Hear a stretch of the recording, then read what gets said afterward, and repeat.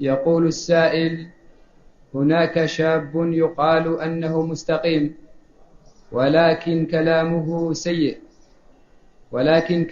سيء وعندما تنصحه يقول للناصح: أصلح نفسك ثم انصح، فهل هذا مستقيم؟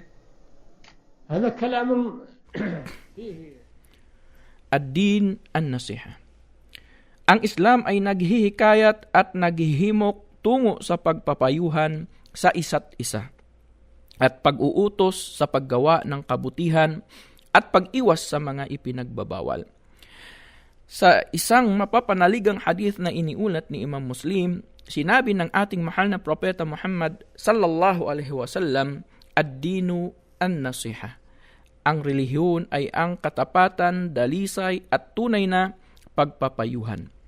Ang nasiha o pagpapayo ay may malaking papel sa Islam dahil sa malaking epekto nito sa pang-individual at sa lipunan at pagkakaisa ng mga Muslim sa paggawa ng kabutihan at paglayo sa kasamaan.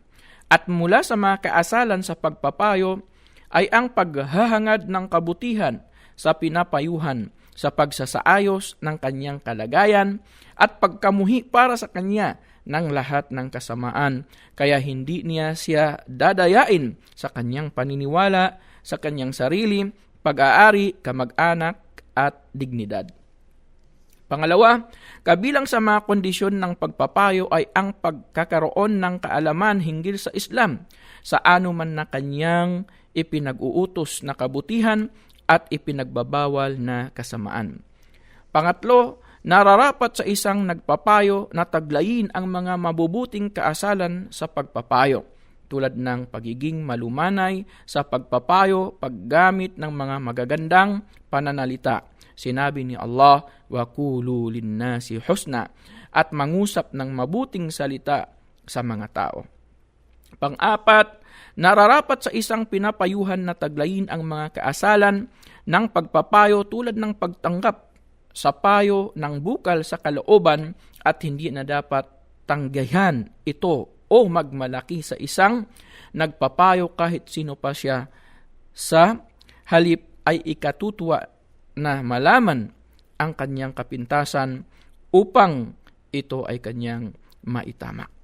Panglima, nararapat sa isang nagpapayo na simulan sa kanyang sarili na ginagawa niya kung ano ang kanyang ipinag-uutos sa mga tao mula sa kabutihan at nilalayuan kung ano ang kanyang mga ipinagbabawal sa mga tao mula sa mga kasamaan, at pagkatapos siya ay mag-aanyaya sa ibang tao sapagkat sinabi ni Allah, "Atamuruna an-nasa bil birri wa tansawna anfusakum wa antum tatluna al-kitab afala ta'qilun."